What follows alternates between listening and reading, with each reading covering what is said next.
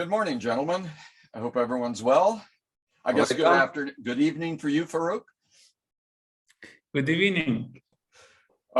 This is our inaugural set of roadmap interviews, and that's a brainchild of Gennady Batrakov. You can't pronounce my name yet. I mean, fully. Batrakov, right? It is Batrakov. Okay. And I'll turn it over to him in just a second, but I'll explain the format. What we're going to do is I will basically stand to the side and moderate a tad here and there. And we're going to have Farokh Shahabi. God, I practiced and I got it right. Shahabi, Farokh Shahabi. Sorry about that. It's going to be genuine. Yeah. And so there's going to be an open discussion. We have some questions, but Gennady, why don't you explain what your vision for these videos is? Yes. Basically, this is the idea is simple. So we're trying to learn from each other. I'm the founder myself, and Farokh is the founder. So we know that we're going through the set of challenges for bringing up the software, and it's not an easy road. So there is lots of stumbling blocks. What I want to learn for myself first. Then I want to share this experience with the audience and see what other people go through, what they have. Bringing up the software, bringing up the app to life, get your story. So and at the same time, meantime, I can share pieces of my story. So while we're doing it. So lessons learned, challenges overcome, and bright horizons to strive for, right? Oh, I should write that down. That sounds like a great t-shirt. Well, let's start off. Farokh, first of all, let us know a little bit about yourself and what business or businesses did you start? Great. So we can start it like this. Sure. So I'm a serial entrepreneur. I started my first startup, I think, 12 years ago. Up until today, this is my third startup. We sold our previous two startups, but the team went on to bring Formaloo today. And 2 years ago, we started Formaloo as our third venture up until today. And so far, it's been a very exciting adventure, a lot of ups and downs, but mostly very, very good. Good. Well, I was reading your bio on AppSumo, and it says that you started out working in large corporate IT environments. And what made you bounce out of that environment into doing it yourself? So that environment is pretty different from the world of startups. So it's a lot of regulations, a lot of procedures, and that's kind of the idea what Formaloo started in a way. Basically, a lot of companies, a lot of organizations have a lot of procedures that they don't really understand, but they have to enforce it because otherwise they won't work and everything will fall apart. So basically, and these procedures are not efficient enough. And that's why startups are winning, because they have to be agile, they have to change very, very fast, and they can metamorphose to something very new every time they need to. But big organizations, big enterprises cannot do that. Up until recently, that we can talk about it a little more. So these kind of inefficiencies intrigued me to create something so big organization and a small organization can be more efficient. Okay. There was another problem. Yeah, there was another problem that big organizations, they are not so much efficient, but they have so much money, they have so much resources that they can pay off their inefficiency. Right. But smaller organizations cannot do that because they don't have enough resources. So they will be chewed out of the competition sooner or later. Yeah. So we talked about creating something that helped them, especially small and medium enterprises, to be able to compete with big guys and not spend as much as money for them and become very efficient. Excellent. And let me ask you a question. So I just want to go one step back. You are, I mean, you work for the large corporation before that, right? Sure. So, and how you end up, looking at Formaloo. So how you end up actually, at which point you decided, okay, it's enough, I want to go on my own? So it started from my first company. We offered when we started in UK. We offered large corporations infrastructure for web solutions, for example, hosting. This is before the AWS era.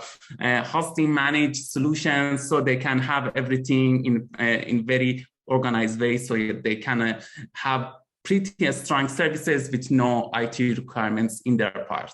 So that went very well, and we made quite a good amount of money. And I started my first startup with my co-founder. Both of us were very excited about data analytics. So this was our passion, and we wanted to start something very cool. And back then, I was learning to be a developer. So I was not a developer yet, but I was learning to become a developer as we went on. So we started this as a hobby. That project went on to be... When was it? Like 2009. 2009. Oh, okay. Yeah. Going back far. Yes. Okay. That's ancient history. Yeah. Yeah.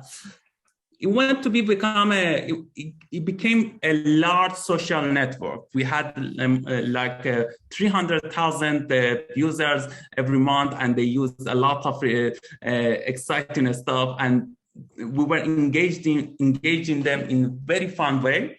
And since it was started as a hobby, we weren't thinking of it as a business per se. We were thinking, okay, we are learning to code. This is cool. We have a great community. So let's make it bigger and bigger.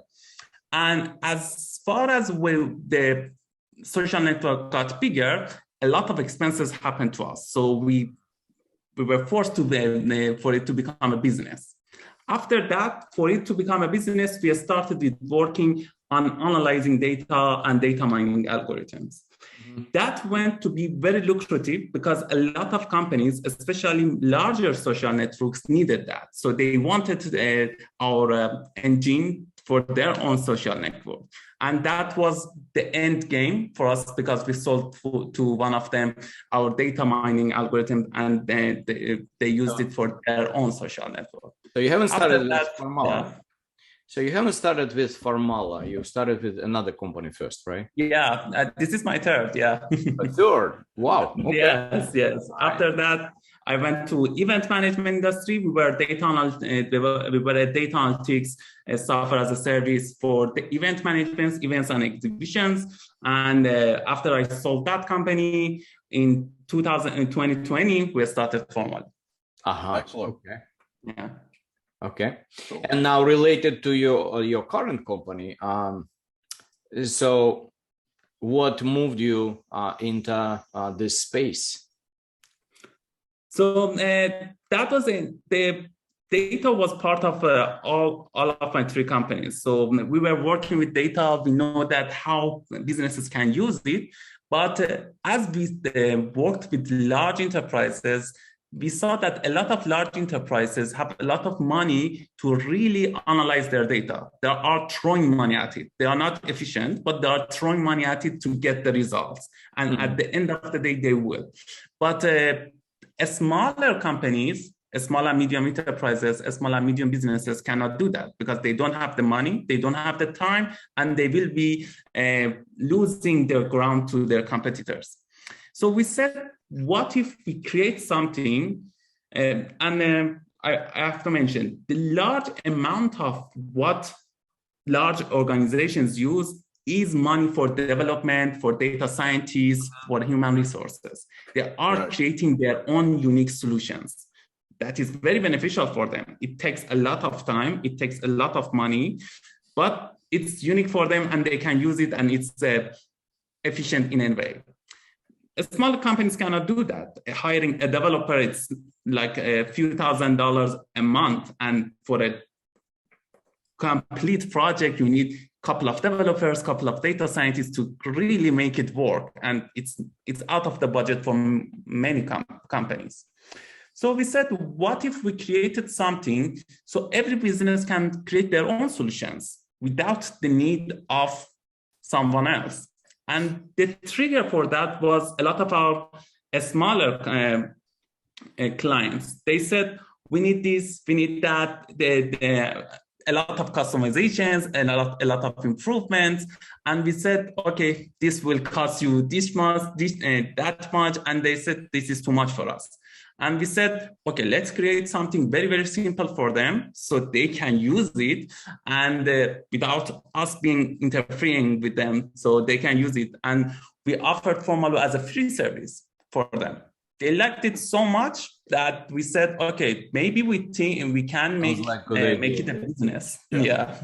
Interesting, but you're in the space of forms, right? Form management. So it's like type forms, gravity form, there are like survey block. There's lots of forms. It's pretty crowded space. So you didn't afraid to go into the crowded space, huh? And not so much, because it was not that we said, okay, let's get yet another form builder out there and let's compete with these guys. It was that our clients' need was something that nothing else can solve that. So before we started Formaloo, we said, okay, use this, use type form, use X, use Y. And they said, okay, we cannot use them because they're not sufficient enough for us and we cannot be as customizable for our needs. So, and actually the idea of Formaloo didn't start with forms, it started with databases. So we wanted to be able to, we wanted every business to have a central database for managing and organizing all of their data. The forms are just a view of that. And I know that's the most view that people use because it's interacting with their customers, with their employees, with their clients. But at the end of the day, it's a central database that they can manage everything and connect everything together. Okay, so what the form, as you just said, it's the collection mechanism, and then that feeds into a data warehouse or repository behind the scenes. Exactly. But you had a client. Our motto in Formaloo is collect, connect, understand. So there's another T-shirt. But you had a client who is actually demanded this data. So basically your client was clients was the driving force behind this. You didn't start off with like, okay, let me just do it without clients. So you already had clients who needed this data and they weren't satisfied enough with the existing apps or existing software out there, right? Exactly. Yeah, exactly. And we didn't start it as a business either. We said, okay, this free tool you can use, don't bug us with a lot of improvements. You can do it yourself with this and you don't have to pay us money. But after a few months, they said, okay, this is great, but can you add this and that for us? After a few months, I realized, hey, why are we giving it away all for free? Exactly. So how did that's almost one of the questions here. You know, your process to launch your business was basically by popular demand. You know, customers said, hey, we need this would work. How did they feel about suddenly being asked to pay for it? What kind of hurdle did that present? Yeah. It was interesting because we thought that, just as you talked, we thought, okay, if we charge them now, they will be upset. But they were much eager to pay than to use the free version, because they said, okay, if I pay, I have this and I need this. Right. Yeah, I think it actually, Tom, it makes sense that for any startup this is the best test for idea. So people may like it, may love it. If they don't pay for that, they just be happy about whatever you do. They say, yes, yes, yes, we want more. But as soon as you ask for payment, that's probably the very first test. If your ideas, if your MVP stands, that's if they decide, okay, if they agree to pay, that means your idea worth something. Correct? Exactly. And I see that in many startups nowadays, because they are very happy with free versions, but when the paid version comes, no one is buying. Exactly. No one, okay. Or another way is, okay, lifetime deal. Many people, it's like next barrier. They're happy to pay lifetime deal. When it comes to subscription, say, oh, well, no, I'm not paying subscription. Yeah, exactly.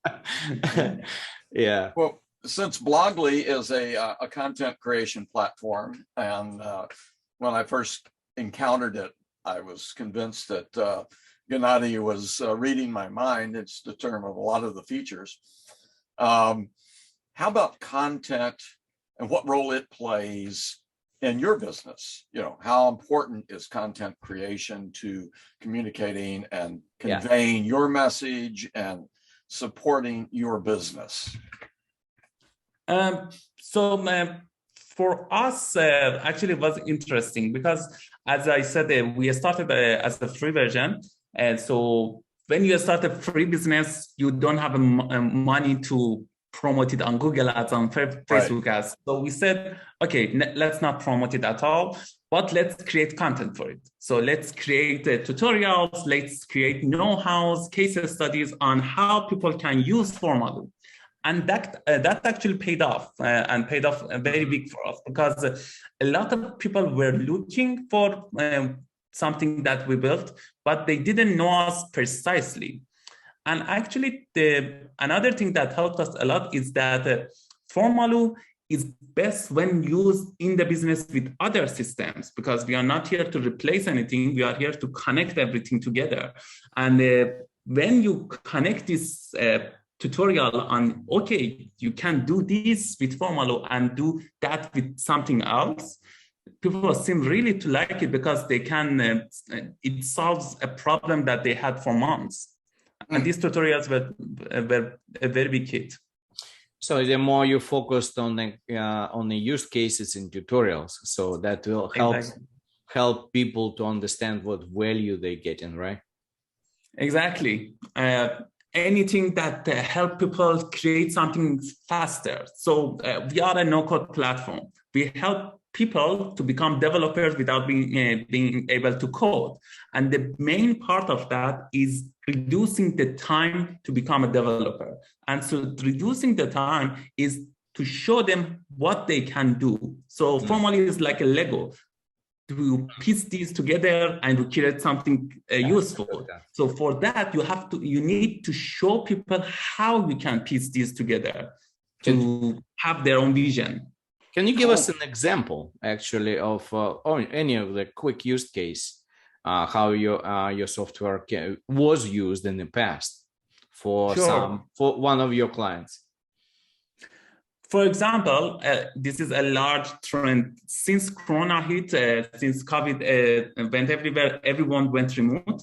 And the big industry that went remote was education. So a lot of universities and schools had been forced to be remote. But universities and schools are not very tech savvy, so they don't use anything, basically, and they need something very fast. So with Formaloo, they were very interested, okay, how can I engage my students? How can I create something very interactive so my students will enjoy courses, quizzes, anything, as much as they were in the class? So, for example, with Formaloo live presentation mode, they can create an online class with live quizzes, live courses. They can see everyone participating, what is happening. And also in the back end of their organizations, universities, schools had a lot of problem with staff management when everyone was remote. So they wanted to see what the students are engaging, what are the staff are doing right now, what is happening in my business, basically. And this data, up until then, was scattered through 12 different tools. But with Formaloo, they can do it in one place and engage their students at the same time. So it's all about connecting everything so you can have a seamless experience and never lose the data. Mm-hmm. So our APIs, oh, I'm sorry, Gennady, go ahead. Yeah, let me ask you a question, because I know that there are some certain pivot points when I had, at least, when I build something and you realize, oh, maybe I should tweak, or maybe I should slightly refocus, or maybe I should change my features, or maybe not focusing on certain features. Instead, you bring something else. So basically, I know that when I've been building for years already, that every time it's a constant improvement, if you say that, right? So you're constantly looking and you pivoting to where you feel that's the app can have the biggest value. So what was it for you? Have you found any pivot points at some point? At which points? Can you give some examples? Yeah, actually, we had one major pivot just last year, and it was quite a challenge for us to transfer our business to be this large of a pivot. So back when we started, we were very focused on data analytics because that was our passion, that was our expertise.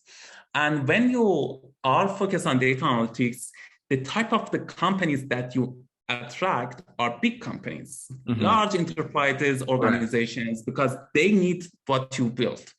And that was very great for us because it's good money. And that was a huge amount of orders and money coming in from large enterprises. And they were happy because they could have done something that take them months in matter of weeks with Formaloo. So that they were very happy, and they are very happy.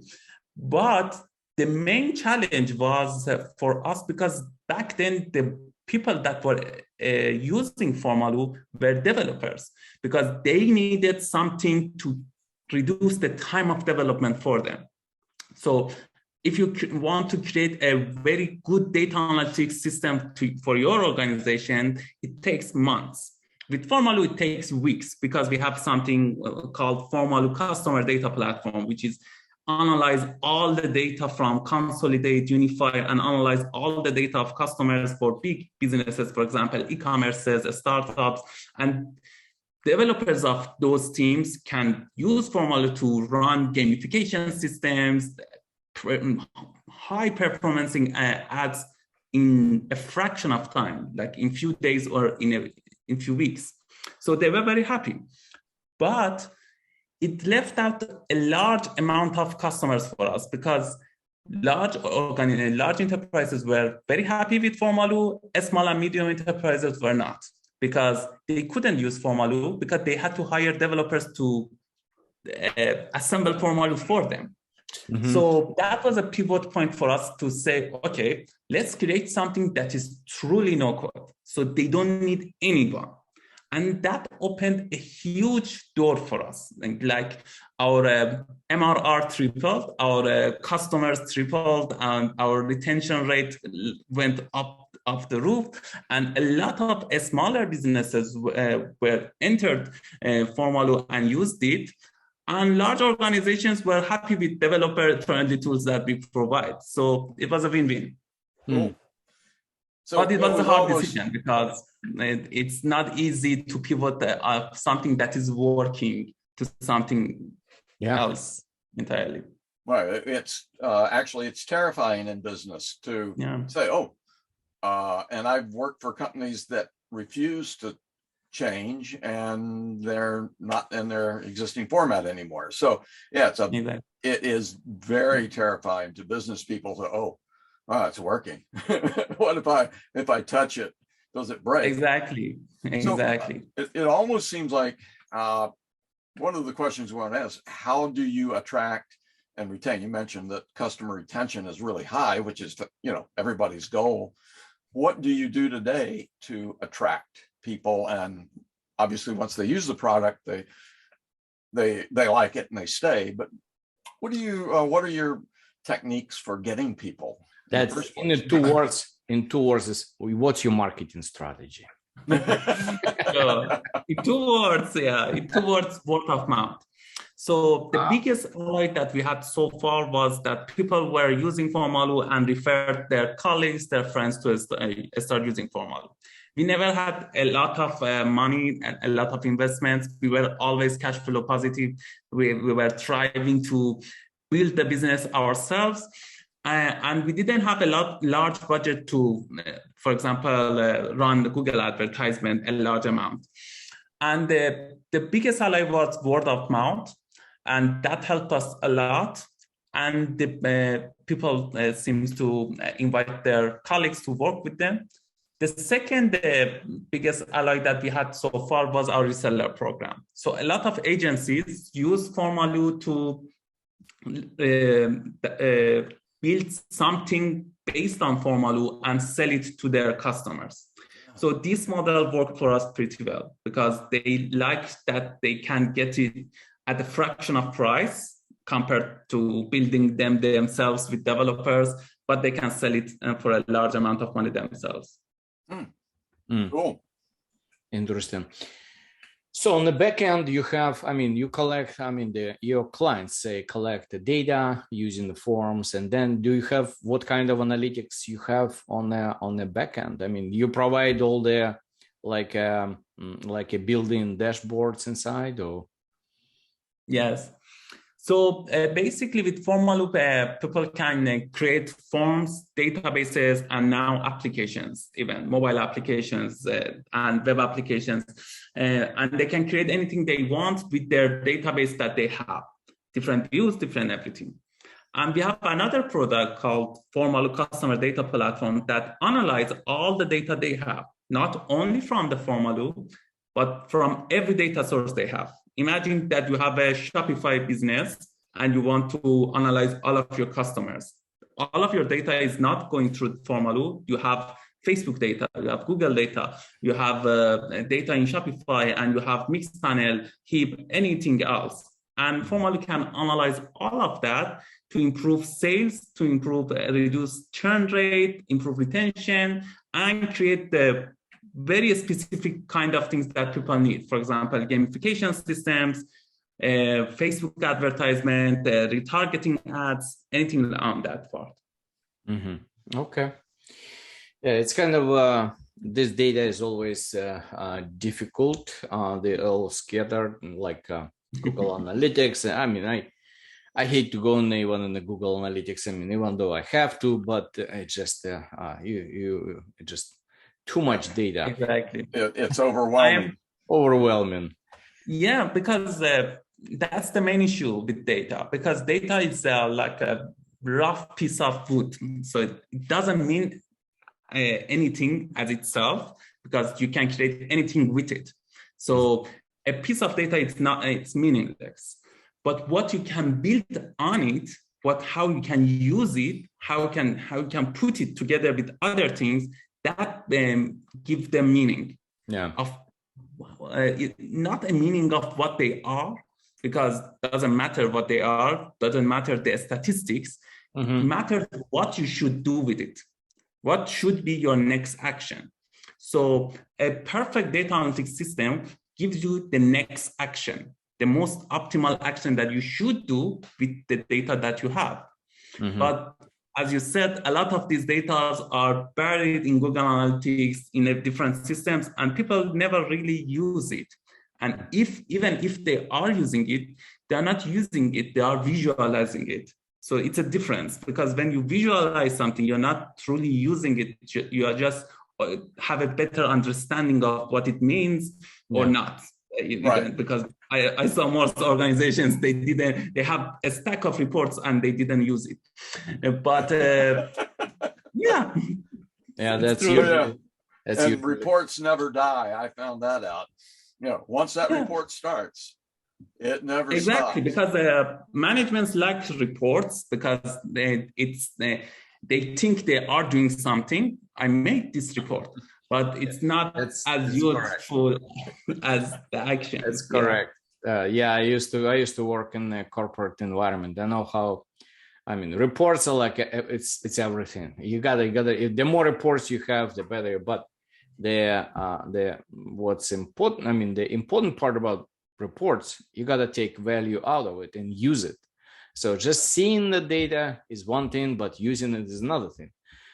Sometimes a simple report and simple visualization do bring a lot more value than complex reporting. Yeah, exactly. I remember. I think I worked for a large southeastern U.S. electric utility, one of the probably top 25 utilities in the country. So I walk in, my secretary, this tells you how long ago it was, comes in and she's got this pile of reports like this. She said, these come in every day or every month. And I looked at her and said, and what am I supposed to do with those? She said, oh, you have to read them and approve them. And so my eyes got really big. She said, however, and she held up this little stack this is the only ones that that's all you need. People really use. So she says, I'll just file the others. And if someone asks for them, we can pull them. So I felt much better. And go ahead. I'm sorry. And that's, you see, this is a two-part problem. So that is a bad management style. So the bad managers ask for reports, they never use them. But the problem is that good managers, that they want to use the reports, really they wanted to make it work. But there is a problem. You see, as we talk, we translate our minds to our words. And when a good manager will ask a team to create a report at something complex, the ideas will lose their meaning in translations. So the team will build something else that isn't as useful as the idea of that good manager, that they said, okay, at the end of the day, I can use it. I don't know why, but it's not something that I wanted. And this happens a lot of back and forth from the teams, for example, in all companies. Okay, do this. No, I didn't want that because my idea is something different. And it happens so much. Yeah, it so does. The idea is to limit this loss in translation and bring ideas out of the things. So you don't need someone else to create your ideas. You can show it how it can be built. Okay. Now the most question close now to my heart is what other tools you using, because based on my experience, I mean, I have my own preferences. Like I use certain things for like design mockups. There, some other tools for data collection, for my personal data collection, like keeping the bookmarks organized. So there are many other tools can help. And I use a certain set. I mean, you cannot just have one tool and just forget about it. What's your favorite? I mean, what are you using? What do you find the biggest value in the tools? This is in terms of running the business. Yeah. And, in terms of supplemental tools. Yeah. Those tools are important. I mean, you gotta have like certain calendars, certain say storages that you maybe store information there, how you extract quickly information. What do you use? So we use a lot of, because we are a distributed remote company. We live, I think, in 5 different countries, and everyone is remote. I've never seen some of our team members so far. So we love the idea of the distributed remote teams, and we like the idea of those kind of companies. So we use a lot of these distributed tools nowadays. For example, Notion is one of them. We use them for our wikis. We use GitLab for our development a lot, and they are all remote-friendly companies. We use WordPress for a lot of things, and at the core, we use Miro for presentations and everything that we need on that front. And at the core, we use Formaloo for everything that is team collaboration. Okay. Gee, I thought you would have led with Formaloo. What tool is your I favorite? know, but- Formaloo. Yeah, but everything that is regarding data, we use Formaloo, but other things, we use the different things, but they are connected, yeah. Mm-hmm. Interesting. So one of the questions is, what influenced you in all this time? I mean, like you became the, you made your startup. You probably have some people who you are looking up to. Who is your like role model? I have my own, and I can keep for now. So you tell me. Who's yours? Huh? Who's yours? Well, I have a few, but the primary was always been for me. Even it's a kind of, I mean, his name is kind of really big, but he's more of the guru of the your own personal performance, right? That he's Tony Robbins, his name. So I kind of like him, and for years I've been reading his book and giving to my friends. So he's a good motivational guy. But he's like one of the primary ones. But of course, there are a few like in the business. But what's yours? So what you can share? So a couple of people that I think they are an influence are for companies and the mindset of the business. I think Bill Gates, it's one of the people that I admire. From product point of view, of course, Steve Jobs and Peter Thiel for business again. Yeah. And Matt Mulvaney, the CEO of WordPress. CEO of WordPress, huh? Yes, automatic, yeah. Mm-hmm. Okay. So these, those are, they have done admirable jobs. Yeah, for sure. So if I'm getting ready to start, or I'm thinking of starting a business on my own, what would you recommend? I mean, to anybody, you know, you're going to go out, let's say we'll keep it in the software world. But I think lessons learned here can be applied anywhere. Just what advice would you give someone? Yeah, this is interesting because I just finished a talk about this. Since I sold my first startup, I was involved in mentoring a lot of startups when they were starting their business, and I couldn't help myself see a lot of patterns, and these patterns was the main reasons why great teams with great ideas failed miserably. So the biggest thing that I saw are two things. One is everything that we know, the unbalanced team. The team that is starting the startup is not balanced. They are either very heavily technical, which is great, but they make it weak business decisions. So they cannot sell. They are interested on adding features which are instead of selling features. So they make something very big with a lot of features that nobody wants. Or they are all business. So they don't understand the product at all, and they are good at selling, but they are selling empty promises. So these two groups fails very fast. But the most important issue that I see today is that the founders today don't really research what they are starting. They don't know even their main competitors. So I asked them, just Google your idea. You have an idea, just Google it. See what is out there, how people are solving the problem right now, who is the biggest competitors. And they are thinking either a lot of their competitors, so this is a big giant in those markets and we couldn't compete at all, which is wrong.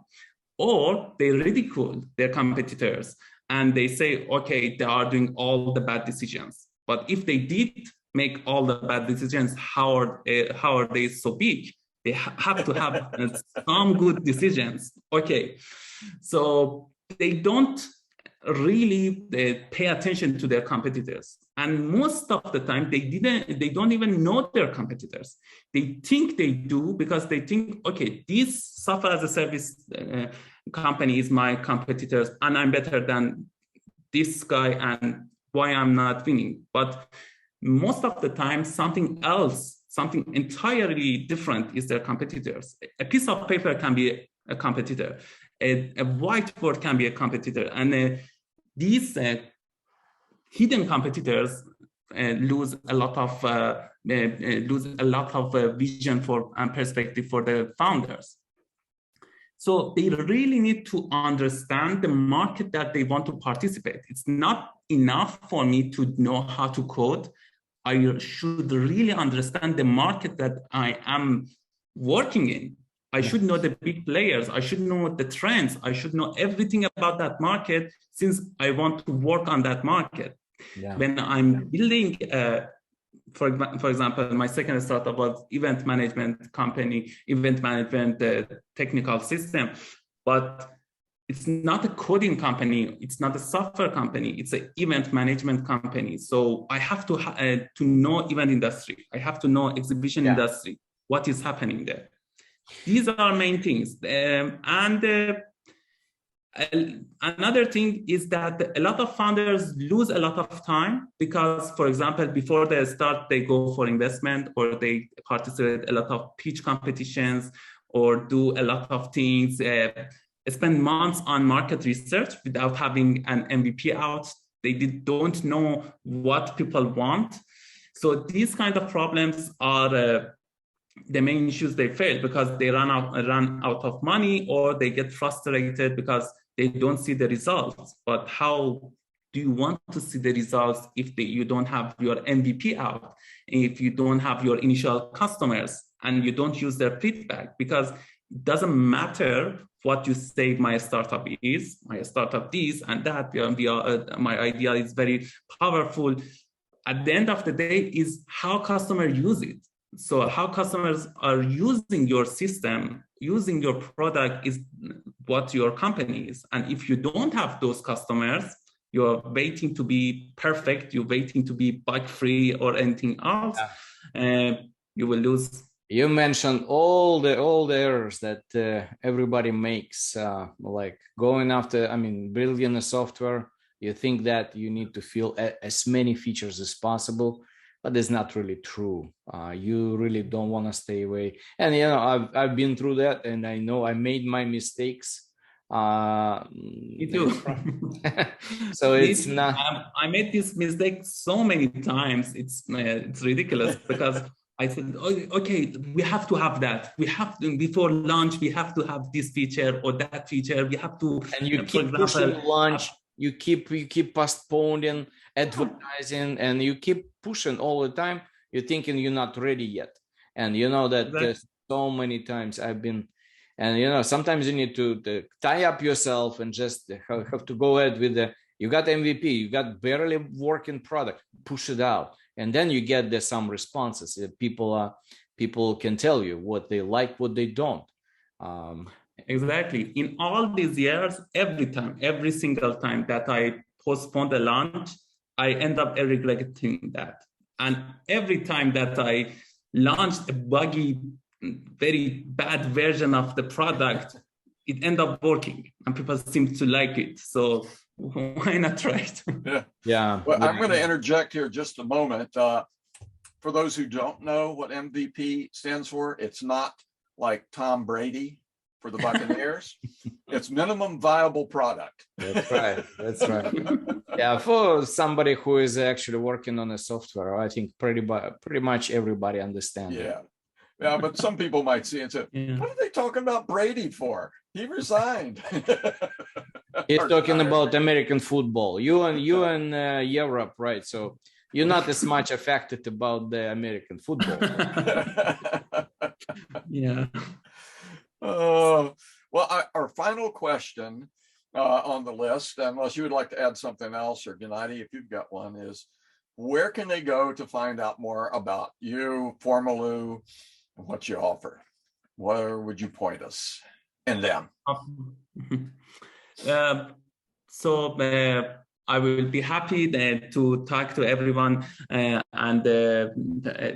help in any way that I can. So you can reach out to me via LinkedIn. I'm there, and via my Medium page. About Formaloo, check out our website from resources section. There is quite a lot of interesting things that you can find there. And please subscribe to our newsletter. We send all the new features and all the new tutorials on how to use Formaloo every week. Very good. This is one of my mistakes I make. I postponed actually the user cases and the help in tutorials. And I think I'm making a huge mistake about that. So I definitely will push for the next 2 weeks time. We will work hard and make some help tutorials and use cases for my product. So that is important. Yeah, when we started, our tutorials were not something exponential and something extraordinary. It was something very simple, and we ended up editing and revising it like 20 times over to make it better and better. Refocusing, pivoting and refocusing. Right? Yeah.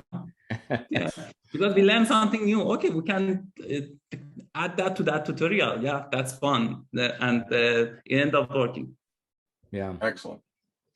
Well, I would like to thank you for your time today. And it's been, as I said, for our inaugural broadcast, we couldn't ask for any better participants. So thank you very much. Yeah, thank you very much. And hopefully that, to me, I learned today something. It reminds me that if you are in a business and if you are in a serious business, not just a hobby, you have to follow the some advices of people who is actually went through that and knows that, you got to work with MPP. You have to push it. You have to do your research.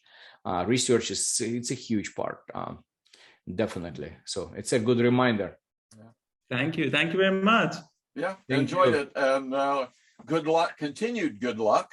And, we'll reach out again sometime and we can get an update from you. Yeah. Happy to. And thank you very much for hosting. It was a pleasure hour. And I hope to do it again very soon. Thank you very much, Farokh. It was a pleasure as well. All right. Thank you very much. Have a great day. You too. Bye-bye.